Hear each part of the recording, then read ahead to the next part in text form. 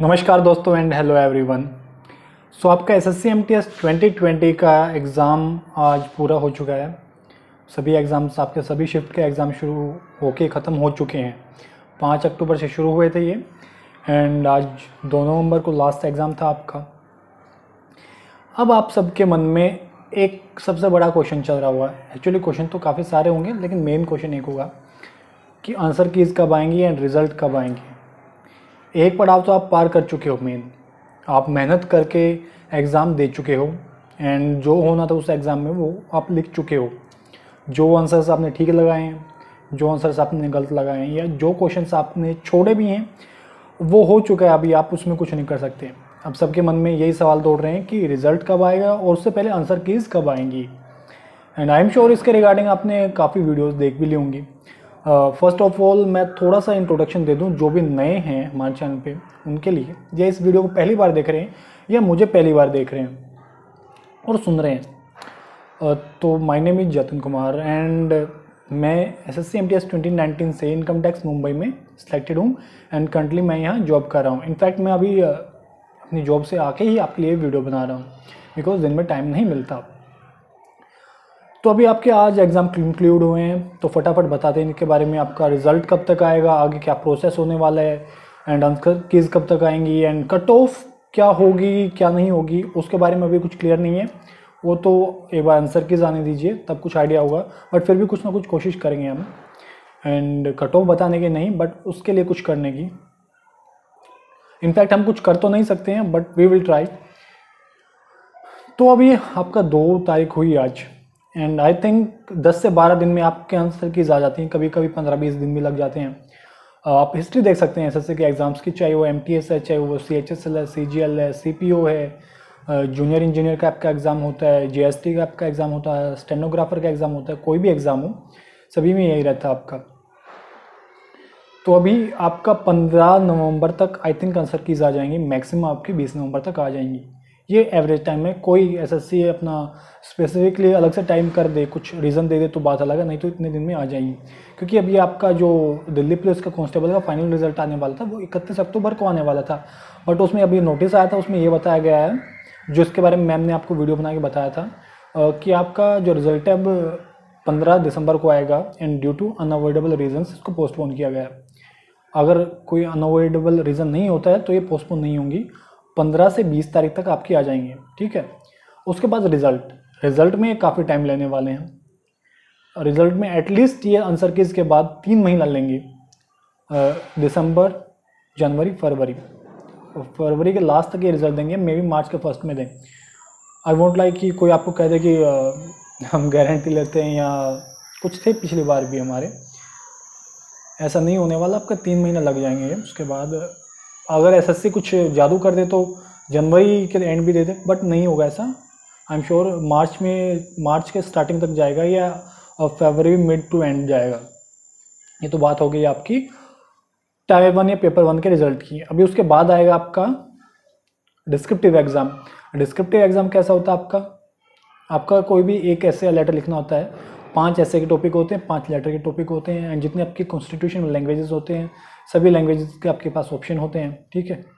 And उसके regarding हम separate video बना देंगे, उसकी अभी चिंता करने की आपको ज़रूरत नहीं है। और जो उसमें आपके क्वालिफाइंग मार्क्स होते हैं वो होते हैं 20 आपके यूआर के एंड बाकी कैटेगरीज के लिए शायद 17.5 होते हैं। यूआर के लिए 20 मार्क्स होते हैं, बाकी कैटेगरीज के लिए 17.5, ये हो गए आपके मार्क्स। और ये सभी ले लेते हैं, उसमें कोई दिक्कत नहीं होती। 20 मार्क्स कोई भी ले लेता है जो भी ठीक ठाक पढ़ लेता है, ऑब्वियसली लिख भी लेता है, पढ़ने के साथ साथ लिखने से ही आपका डिस्क्रिप्टिव होगा। देन उसमें जो आपका सिलेक्शन होता है वो वैकेंसीज़ के 15 टाइम्स होता है। सपोज आपकी वैकेंसीज 10,000 हुई हैं तो आपके 1.5 लाख कैंडिडेट्स का ऑलमोस्ट नियर अबाउट सिलेक्शन होगा। वो थोड़ा बहुत ऊपर नीचे हो जाता है due to horizontal and vertical vacancies. और उसके बाद जो आपका फिर रिज़ल्ट आता है डिस्क्रिप्टिव एग्ज़ाम के बाद, लास्ट टाइम तो हमारा 1 साल लग गया था ड्यू टू कोविड-19 and due to other pending result and due to CHSL 18 जो आपका डिस्क्रिप्टिव में गड़बड़ हुई थी। जो पिछली बार CHSL 18 में इमेजिनरी UFM दिया गया था उसकी वजह से आपका बाकी CHSL का भी रिजल्ट दोबारा आया एंड कैंडिडेट्स ने प्रोटेस्ट किए उसके अगेंस्ट, ट्विटर कैंपेन की। एंड जो आपका MTS का रिजल्ट था वो डिले हुआ एंड कोविड-19 ने आपके काफ़ी रिजल्ट्स और काफ़ी एग्ज़ाम्स पे इम्पैक्ट डाला था, तो हमारा तो काफ़ी लेट हुआ था। बट अभी आपका अगर सपोज ये रिज़ल्ट देते हैं पेपर 1 का फरवरी एंड तक या मार्च फर्स्ट तक, तो आपका एग्ज़ाम होगा कहीं जाके आई थिंक मई के अराउंड आपका एग्ज़ाम कंडक्ट कराएंगे, या अप्रैल में कंडक्ट करा सकते हैं, क्योंकि लास्ट टाइम हमारा रिजल्ट दिया था इन्होंने 10-11 नवंबर के आसपास, और जो डिस्क्रिप्टिव एग्ज़ाम था हमारा वो 24 नवंबर को कंडक्ट करा लिया था 2019 में। एंड उसके बाद अभी आपका जो रिज़ल्ट उसके बाद आएगा वो आएगा आपका डिस्क्रिप्टिव एग्जामिनेशन का, और 2-3 महीने मान लीजिए उसमें, ठीक है। मई के बाद आपका जून जुलाई अगस्त तक आपका ये रिज़ल्ट देंगे डिस्क्रिप्टिव एग्ज़ाम का। ये ऑन एवरेज जो टाइम देते हैं वो बता रहा हूँ मैं, कम ज़्यादा हो सकता है इनका। और उसके बाद आपका डॉक्यूमेंट वेरिफिकेशन होगा रिज़ल्ट आने के बाद, कोई 1-2 महीने के बाद डॉक्यूमेंट वेरिफिकेशन आपका जाएगा फिर कहीं नवंबर अक्टूबर तक, ठीक है। अक्टूबर तक सपोज आपका डॉक्यूमेंट वेरिफिकेशन कंप्लीट होता है तो आपका फाइनल दिसंबर तक रिज़ल्ट कर सकते हैं। लाइक मैक्सिमम टू मैक्सिमम ये 2022 के एंड तक आपका MTS 2020 का कंप्लीट होगा, और अगर थोड़ा फास्टली करना चाहे तो 2022 के सितंबर तक भी कर सकते हैं, सितंबर या मिड 2022। बट इतना फास्ट हमने देखा नहीं कभी SSC को, तो इतना ही होगा। अभी बात करते हैं कि आपकी कट ऑफ क्या रह सकती है, नो वन नोज़ की क्या रह सकती है। किसी ने आपको बताया भी होगा कि इतनी रह सकती है, ऐसा कोई आइडिया नहीं है। अभी हमने एक कम्युनिटी पोस्ट डाला है, आप उसमें जाके अपना वोट डालिए कि आपने कितने क्वेश्चन नंबर ऑफ अटैम्प्ट किए हैं, कितने क्वेश्चन आपने टोटल अटैम्प्ट किए आउट ऑफ 100, क्योंकि वो एक काफ़ी बड़ा इम्पैक्ट डालता है। आपकी हार्ड शिफ्ट थी या इजी शिफ्ट थी, क्योंकि मोस्टली शिफ्ट्स हार्ड आ रही हैं। काफ़ी बच्चे कह रहे हैं कि CGL लेवल के क्वेश्चंस आ रहे हैं, आई एम श्योर कि ऐसा आया भी होगा। इस बार SSC ने काफ़ी अपना स्टैंडर्ड मेंटेन किया है। CHSL में भी हमने देखा कट ऑफ डाउन गई है comparison to last time, and obviously आपका CGL में भी कुछ ना कुछ कमी है, और बाकी आपका ये MTS में भी कम ही रहेगी, ठीक है। अब कम रहेगी तो ऑब्वियसली आपकी नॉर्मलाइज होके एंड आगे बढ़ने में भी आपको कम ही मार्क्स चाहेंगे, ठीक है। लेकिन अगर आपने 100 में से 100 क्वेश्चन अटैम्प्ट किए सपोज, तो उसका असर क्या होगा, कुछ आपके गलत भी होंगे। ऑन एवरेज मान लो 10 गलत हुए किसी के, तो आपके मार्क्स कितने बने 87.5, क्योंकि 90 आपके करेक्ट, 10 आपके इनकरेक्ट, 1/4 नेगेटिव मार्किंग, और 2.5 आपके माइनस हो गए 87.5।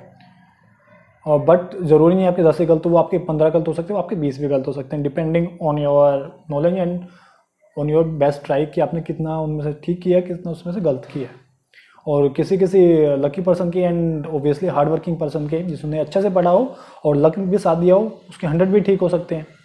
100 में से 70, 97, 98, 95 के अराउंड ठीक हो सकते हैं, उसको अच्छी स्टेट मिलेगी, मनपसंद स्टेट मिलेगी। एंड हरियाणा के लिए हम जानते हैं कि पिछली बार 100 कट ऑफ गई थी, 100+। इस बार देखते हैं क्या जाएगी, जिस भी स्टेट में वैकेंसीज कम है। मोस्टली नॉर्थ रीजन में आपकी ज़्यादा कट ऑफ जाती है। दिल्ली के लिए पिछली बार भी 90+ गई थी, ठीक है। मेरा सिलेक्शन हुआ था महाराष्ट्र में 85+ गई थी।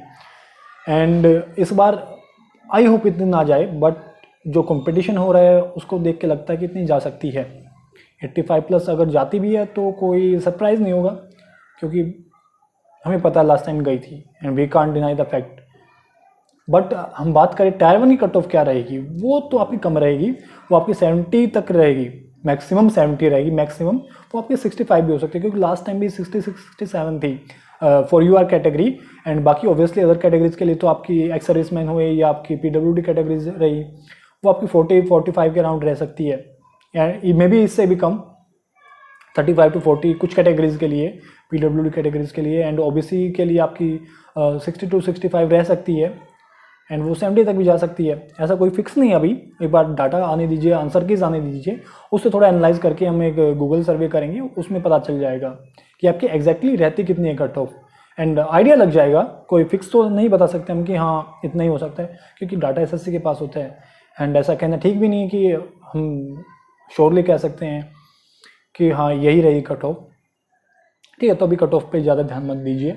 एंड मेन पॉइंट है आपका डिस्क्रिप्टिव की प्रिपरेशन हो रही है HSL 2020 के लिए, आप MTS के लिए भी ज्वाइन करना चाहते हो तो उस ग्रुप को ज्वाइन कर ले। मेन हमारे टेलीग्राम डाउट ग्रुप को जरूर ज्वाइन करें अगर आपके कोई क्वेश्चन है, कोई डाउट्स हैं। ठीक है, आपका प्रोसेस हमने बता दिया है। लास्ट आपके जो DV में के लिए सिलेक्ट होते हैं डिस्क्रिप्टिव के बाद, वो आपके 2 टाइम्स होते हैं वर्टिकल कैटेगरीज के लिए, एंड हॉरिजॉन्टल कैटेगरीज के लिए आपके 3 टाइम्स होते हैं। मतलब ये UR के लिए, OBC SC ST EWS के लिए 2 टाइम्स, एंड बाकी अदर PWD कैटेगरीज के लिए, एक्स सर्विसमैन के लिए 3 टाइम्स होते हैं। और बस यही था, अपनी तैयारी करते रहिए। OBC वगैरह की कट ऑफ 65 के राउंड रहेगी है, UR की 65 to 70 फर्स्ट पेपर के लिए। फाइनल कट ऑफ तो 80 अबव जाएगी, आई एम श्योर। एंड चाहे कितना भी हार्ड हो, 80 अबव जरूर जाएगी। वो 85 भी जा सकती है अभी भी, क्योंकि वी डोंट नो कि नॉर्मलाइजेशन क्या प्ले करेगा रोल, एंड एक्चुअल क्या होने वाला है, एक्चुअल सबने कितने अटैम्प्ट किए हैं, क्योंकि वैकेंसीज 5000 होती हैं। एंड 5000 नहीं होती है, मतलब 5 से 10,000 होती हैं। एंड लाखों कैंडिडेट्स में 10,000 कैंडिडेट्स ऐसे हों जो अच्छा स्कोर करें, कोई मुश्किल बात नहीं है, मिल जाते हैं वो। आई एम श्योर आप में काफ़ी अच्छे कैंडिडेट्स होंगे जो 80+ स्कोर अभी भी करेंगे रॉ मार्क्स। एंड मे भी उनको बुरा लग सकता है जिनका स्कोर कम रहेगा, क्योंकि कुछ ऐसे भी होंगे जिन्होंने 80 to 90 अटैम्प्ट किए हैं, एंड जिन्होंने 70 to 80 अटैम्प्ट किए हैं, किसी ने बिलो 70 भी अटैम्प्ट किया होगा। तो सभी तरह के कैंडिडेट्स हैं। अब बिलो 70 सपोज किसी ने किए हैं, सपोज 70 किए हैं, एंड उसके सारे ठीक हैं, तो नॉर्मलाइजेशन उसको फ़ायदा भी मिलेगा। एंड हो सकता है उसका सिलेक्शन हो जाए, नॉर्मलाइजेशन इतना हो जाए कि 85 पहुँच जाए। बट ऐसा नहीं होता। MTS में हमने 5, 7, 10 नंबर तक देखा है इंक्रीज। नॉर्मली ऑन एवरेज 3 से 5 या 7 नंबर रहता है। ठीक है, तो बस यही है। एंड प्रिपरेशन स्टार्ट कर दीजिए आप डिस्क्रिप्टिव की, अगर आपको लगता है कि आपका अच्छा एग्जाम हुआ है। आंसर की आ जाएंगे अभी 15 दिन में। ठीक है, एंड यही बात थी। प्रोसेस हमने डिस्कस कर लिया कि कितना क्या रहेगा। एंड DV के बाद आपकी फाइनल रिजल्ट के बाद आपका बाद का ज्वाइनिंग का प्रोसेस होता है, वो तो आप बाद में बात करना, अभी उस बारे में चिंता मत कीजिए। अभी और एग्ज़ाम पे फोकस कीजिए, क्योंकि अभी एग्ज़ाम्स आपका स्टेनोग्राफर का बचा है, एंड कुछ आपके स्टेट एग्ज़ाम होंगे तो वो बचे हैं, वो मुश्किल यही एग्ज़ाम बचे हैं। And I am sure you will do your best, and don't worry, ज़्यादा बोझ मत लीजिए दिल पे। हम we have been through this phase already, और हमें पता है कि कैसा होता है। जब तक आपका final result and final joining तक नहीं हो लेती, इवन सैलरी तक नहीं आती, तब तक यही रहता है। So bye bye. इस वीडियो में इतना ही, काफ़ी लंबी वीडियो हो गई already. Take care of self family. Telegram group से जुड़ जाएं, चैनल को सब्सक्राइब कर लें, फॉलो कर लें फॉर ऑल द अपडेट्स जो अभी आने वाली हैं या जो होने वाला प्रोसेस है आपका। ठीक है, take care of yourself, your family. नीचे लिंक्स दिए हुए हैं डिस्क्रिप्शन बॉक्स में, हमारे फेसबुक पेज के, टेलीग्राम ग्रुप के, उससे जरूर जुड़ें और टेलीग्राम चैनल को सब्सक्राइब कर लें, फॉलो कर लें। हमारे यूट्यूब चैनल को सब्सक्राइब करके बेल आइकन दबा लें, और इस वीडियो को लाइक एंड शेयर करें। Take care of self family. Bye bye, धन्यवाद, जय हिंद।